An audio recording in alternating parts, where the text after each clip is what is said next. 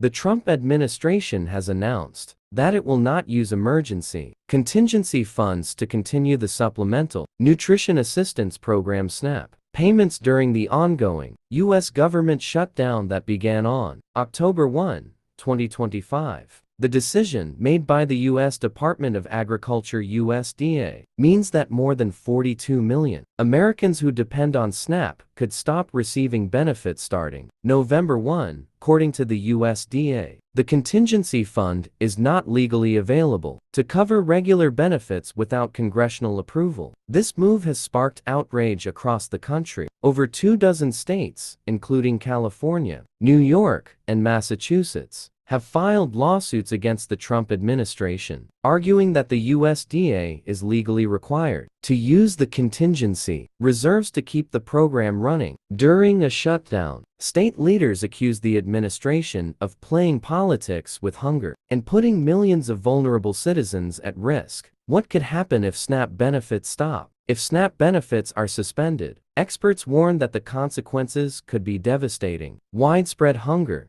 Millions of families could struggle to afford basic groceries, leading to a surge in food insecurity nationwide. Food banks are already bracing for overwhelming demand. Increased poverty. Analysts estimate that more than 2 million additional Americans, including hundreds of thousands of children, could fall below the poverty line. Health crisis. Loss of food assistance could lead to poor nutrition and worsening health conditions, particularly among children, the elderly, and people with disabilities. Economic impact. Local grocery stores and markets that rely on SNAP purchases could lose billions in revenue, weakening already fragile local economies. Strain on states and charities. State governments and food aid organizations may be forced to fill the gap, but few have the resources to sustain such large-scale support. Ongoing legal battle. Several states are now in court seeking emergency orders to force the federal government to release the contingency funds. Meanwhile, hunger relief groups and social service agencies continue to urge Congress to pass stopgap funding to restore SNAP benefits. As the standoff continues, millions of low-income Americans face the possibility of going hungry despite the existence of billions